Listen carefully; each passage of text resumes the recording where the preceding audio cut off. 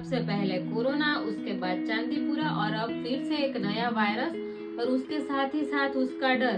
तो मैं बात कर रही हूँ HMPV वायरस मतलब कि ह्यूमन मेटा न्यूमो वायरस के बारे में।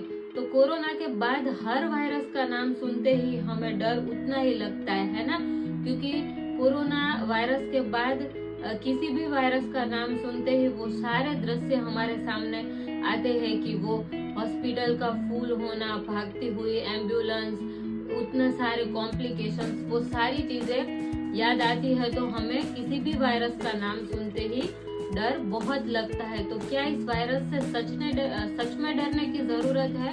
तो आगे हम जानते हैं कि किन किन लोगों को इस वायरस से डरना चाहिए और किन किन लोगों को इस वायरस से सावधानी बरतनी चाहिए।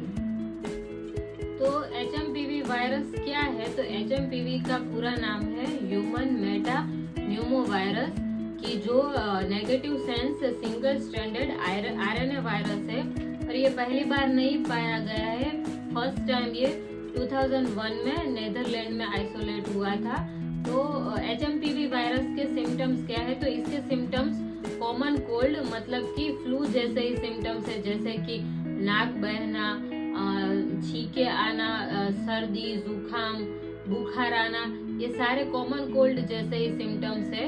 मतलब कि अपर रेस्पिरेटरी ट्रैक के इन्फेक्शन हो तब तक ये मैनेज हो सकता है, लेकिन अगर लोअर रेस्पिरेटरी ट्रैक इन्फेक्शन हो जैसे कि अस्थमा हो या फिर न्यूमोनिया हो तो उसको मैनेज करना थोड़ा सा मुश्किल हो जाता है। तो अब हम जानते हैं कि ये वायरस है वो किन किन लोगों को अफेक्ट करता है। तो as per some research study, जिन बच्चों की एज 5 साल या फिर 5 साल से कम है और सीनियर सिटीजन जिनकी एज 60 या फिर 60 से अबोव है, इन एज ग्रुप को ये ज्यादा अफेक्ट करता है। और जिनकी इम्यूनिटी कॉम्प्रोमाइज्ड है उन लोगों को भी ये ज्यादा अफेक्ट करता है, जैसे कि कैंसर पेशेंट या फिर एड्स वाले पेशेंट, जिनको अस्थमा है, न्यूमोनिया है, COPD है, डायबिटीज है, ब्लड प्रेशर की प्रॉब्लम है, HIV है और जिनको ऑटो इम्यून डिजीज है जिनमें उनकी इम्यूनिटी ऑलरेडी कॉम्प्रोमाइज्ड है, जिनको इम्यूनोसप्रेशेंट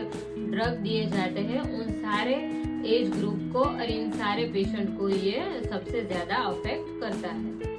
अब बात करते हैं कि इस वायरस को डिटेक्ट करने के लिए कौन सी टेस्ट की जाती है। तो जैसे कोरोना में की जाती थी वैसे ही RT-PCR टेस्ट इसमें किया जाता है। तो अब हम बात करते हैं कि इसमें ट्रीटमेंट कैसे दी जाती है। तो इसमें कोई ऐसी प्रॉपर ट्रीटमेंट नहीं है क्योंकि एक वायरल डिजीज है। तो इसमें सिर्फ और सिर्फ सपोर्टिव थेरेपी ही दी जाती है, जैसे कि फीवर है तो फीवर की मेडिसिन दी जाती है, कफ कोल्ड है तो उसकी मेडिसिन दी जाती है, मतलब कि डीकंजेस्टेंट दिए जाते हैं या फिर कफ सिरप दिए जाते हैं, मतलब कि उसके सिम्टम्स को मैनेज करने के लिए सिर्फ सपोर्टिव थेरेपी ही दी जाती है। अगर running nose, wheezing, sneezing, coughing, sore throat, fever ऐसे कोई भी सिम्टम्स दिखे तो बिना देर किए तुरंत ही अपने डॉक्टर के पास जाए और सपोर्टिव थेरेपी स्टार्ट कर दे। ज्यादातर इसके सिम्टम्स घर पे ही एज पर दी डॉक्टर एडवाइस मेडिसिन लेकर ठीक हो सकते हैं, लेकिन कभी कभार अगर ये लोअर रेस्पिरेटरी ट्रैक इन्फेक्शन हो जाए तो हॉस्पिटलाइजेशन की भी आवश्यकता होती है। तो अब हम बात करते हैं कि इस वायरस से बचने के लिए हमें कौन कौन से स्टेप्स लेने चाहिए। तो कोविड के टाइम में इतना सब कुछ हुआ था, तो उसके बाद हम लोग सारे प्रिवेंशंस मतलब कि कैसे उसको प्रिवेंट करना है हम सब सीख ही गए, फिर भी उस बात का ध्यान रखें और ये प्रिकॉशनरी स्टेप जरूर से लें।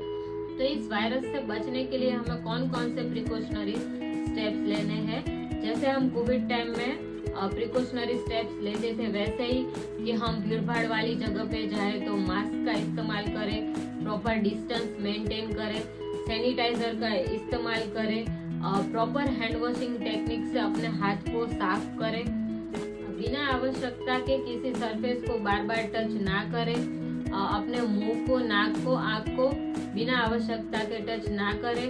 अगर आप बीमार है तो ये कंटाजियस डिजीज है, मतलब कि एक पर्सन से दूसरे पर्सन में ड्रॉपलेट्स थ्रू फैलता है। तो जब तक आप रिकवर ना हो जाए तब तक हो सके तो भीड़ भाड़ वाली जगह पे जाना अवॉइड करें। तो जब भी आपको कॉमन कोल्ड या फ्लू जैसे सिम्टम्स दिखे तो सबसे पहले आपको अपने डॉक्टर के पास जाकर मेडिकेशन स्टार्ट करवा देना है।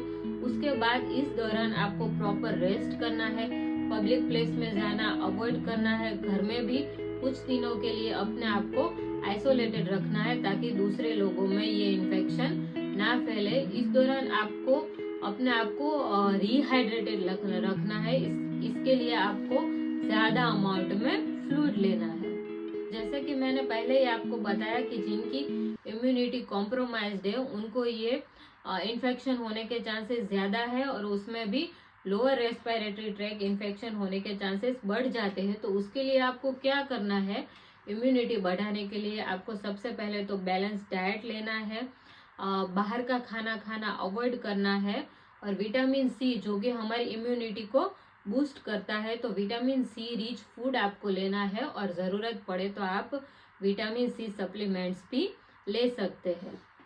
तो लास्ट में मैं यही कहूँगी कि इस वायरस से डरने की ज़रूरत नहीं है, लेकिन सावधानी बरतने की ज़रूरत ज़रूर है। तो जो लोग हेल्दी है उनको तो इतना कुछ प्रॉब्लम नहीं होगा, लेकिन जो एज ग्रुप मैंने बताया और जो इम्यूनिटी कॉम्प्रोमाइज्ड पेशेंट है उन लोगों को थोड़ी ज़्यादा सावधानी बरतने की ज़रूरत है।